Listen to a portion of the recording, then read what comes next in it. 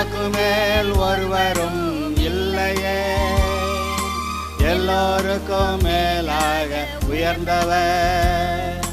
உமக்கு மேல் ஒருவரும் இல்லையே. அல்லேலூயா, அல்லேலூயா, அல்லேலூயா, ஆமென். அல்லேலூயா, அல்லேலூயா, அல்லேலூயா, ஆமென். ஒருவரால் சிருஷ்டிக்கப்படாமலே தாமாக என்றென்றும் இருப்பவர். இப்பொழுதும் கூட ஒரு வசனத்தை உங்களுக்கு வாசிக்கிறேன். என்னையா ஒவ்வொரு தடவையும் வசனமாக வாசிக்கிறீங்க? இந்த வசனத்தில் தான் ஜீவன் இருக்கிறது. நம்முடைய வாழ்க்கை, நம்முடைய ஆவி, ஆத்மா, சரீரம் முழுவதும் வார்த்தையினாலே இயங்கக்கூடியதாக இருக்கிறது. ஒன்று கர்த்தர் கொடுக்குற வார்த்தையின்படி நம்ம இயங்குவோம், அல்லது உலகம் அல்லது பிசாசு கொடுக்குற வார்த்தையின்படி நம்ம இயங்குவோம்.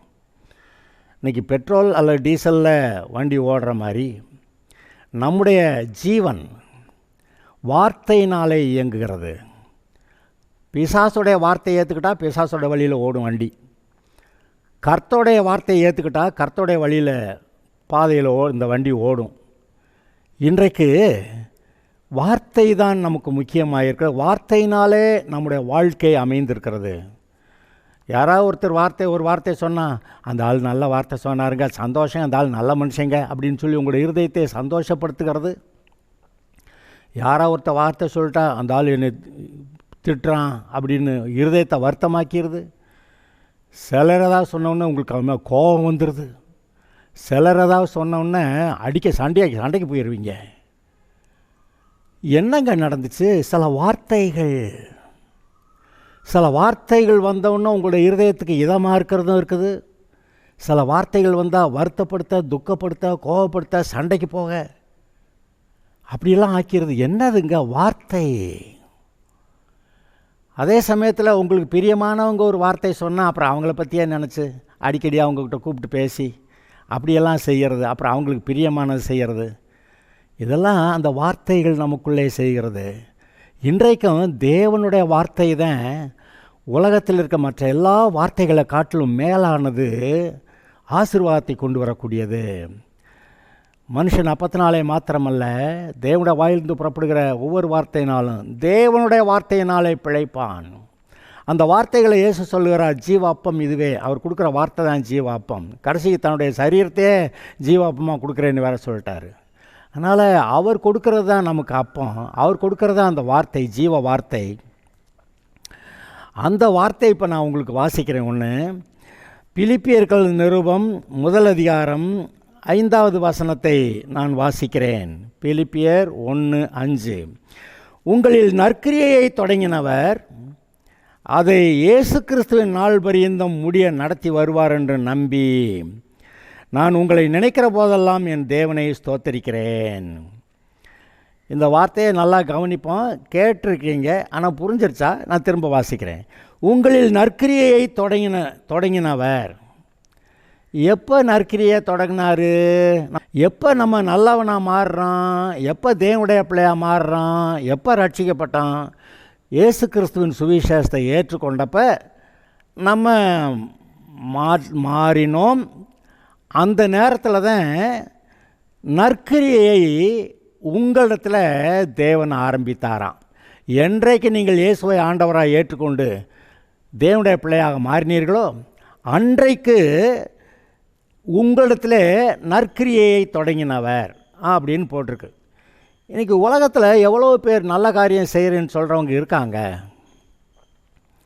ஸ்கூல் இல்லாத ஊருக்கு ஸ்கூல் கட்டி கொடுப்பேன், அப்புறம் தண்ணீர் இல்லாத ஊருக்கு தண்ணி கொண்டு வந்து கொடுப்பேன், அப்புறம் ஏதோ சில காரியங்களை சொல்லி நான் நல்ல காரியம் செய்கிறேன்னு சொல்கிறாங்க. எதுக்கு? அதெல்லாம் நல்லது தான். ஆனால் என்ன ஆகிப்போகுதுன்னா, நான் என் பாவம் தொலைகிறதுக்காக பரிகாரத்துக்கு இதெல்லாம் செய்கிறேன் அப்படிங்கிறப்ப தான் எல்லாம் மாட்டிக்குது. பாவத்துக்கு பரிகாரத்துக்காக அதெல்லாம் செய்ய முடியாது. அதையெல்லாம் பைபிள் செத்த கிரியைகள் என்று சொல்லுகிறது. செத்த கிரியைகள். ரட்சிக்கப்படுறதுக்காக போய் ஊருக்கு நன்மையாக செய்வான், அல்ல அந்தந்த குடும்பங்களுக்கு ஏதாவது நன்மை செய்கிறேன்னா அதெல்லாம் செத்த கிரியைகள். எது உண்மையான ஜீவனுள்ள கிரியைன்னு கேட்டால், உங்களுடைய ரட்சிப்புக்காக, உங்களுடைய பாவ மன்னிப்புக்காக நீங்கள் ரட்சிக்கப்பட்டு பரலோகத்தின் பிள்ளையாக, தேவனுடைய பிள்ளையாக மாறி, தேவன் எப்படி நல்லவராக இருக்கிறாரோ அந்த நல்லவருடைய பிள்ளைகளாய் நீங்கள் வரும்படி அவர் என்ன செஞ்சாராம்? தன்னுடைய வார்த்தையை அனுப்பினாராம், தன்னுடைய சுவிசேஷத்தை அனுப்பினாராம்.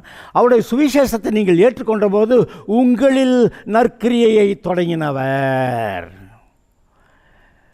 இயேசு கிறிஸ்துவின் நாள் பரியந்தமும் முடிய நடத்தி வருவார் என்று நான் விசுவாசிக்கிறேன் என்று நம்பி நான் உங்களை நினைக்கிற போதெல்லாம் என் தேவனை ஸ்தோத்தரிக்கிறேன்.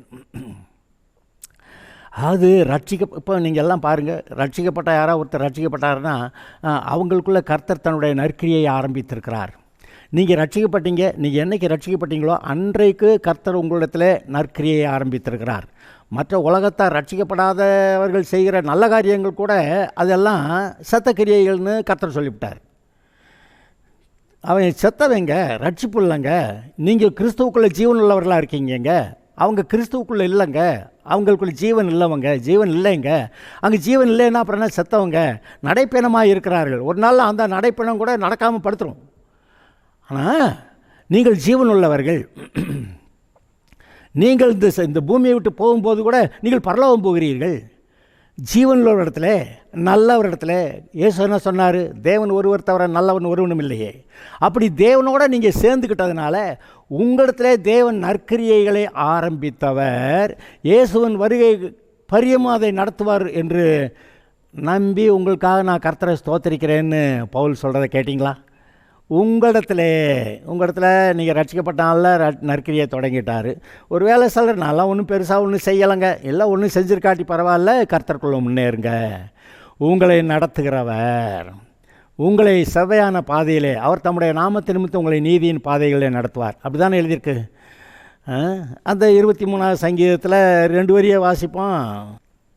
அவர் என்னை புல்லுள்ள இடங்களில் மேய்த்து அமர்ந்த தண்ணீர் அண்டலே கொண்டு போய் விடுகிறார். அவர் என் ஆத்மாவை தேற்றி தம்முடைய நாமத்தை நிமித்தம் என்னை நீதியின் பாதைகளில் நடத்துகிறார். உங்களை நீதியின் பாதைகளில் நடத்துகிறாருங்க.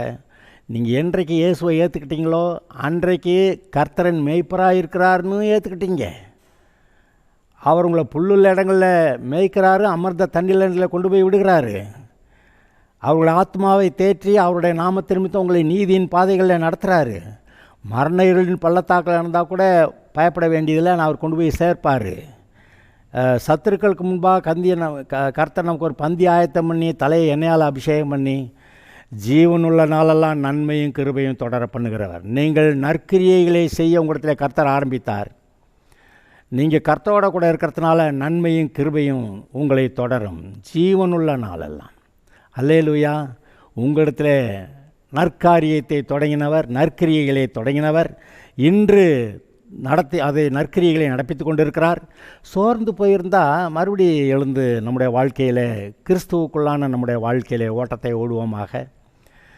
நமக்கு நியமிக்கப்பட்டிருக்கிற ஓட்டத்தில் பொறுமையோடு ஓடக்கடவோமாக. அப்படியெல்லாம் எழுதியிருக்கு. சோர்ந்து போகாமல் திடன் கொள்ளலாமா, தைரியம் கொள்ளலாமா? இப்போ அந்த துக்கத்தெல்லாம் தூக்கி எறிவீங்களா? கர்த்தரை பின்பற்றுவேன், கர்த்தருடைய வழியில் நடக்க போகிறேன்னு உற்சாகப்படுவீங்களா? பலன் உண்டு. நீங்கள் கர்த்தருக்குள் எடுக்கிற ஒவ்வொரு தீர்மானமும் ஒவ்வொரு கிரியைக்குமான பலன் உண்டு. அது சொல்கிறாரு. போகிறப்ப பரலோகத்துக்கு ஒன்றும் கொண்டு போக முடியாது, ஆனால் இங்கேருந்தே உங்களோட பொக்கிஷங்களை பரலோகத்தில் சேர்த்து வையுங்கள் அப்படி சொல்கிறாரு. ஆஹா, இங்கே கர்த்தர் நிமித்தம் செய்யக்கூடிய காரியங்கள் தான் அதை நற்கிரியைகளாம். அந்த நற்கிரியைகளுக்கான பலன் நமக்கு பரலோகத்தில் உண்டாயிருக்கிறது. அல்லேலூயா. திடன் கொள்வோமாக, ஜெயமாய் முன்னேறுவோமாக. கர்த்தர் உங்களோடு கூட இருக்கிறார். உலகத்தை ஜெயித்தவர், பிசாசை ஜெயித்தவர் உங்களோடு கூட இருக்கிறார். ஜெயம் உங்களுடையது. Okay, God bless you.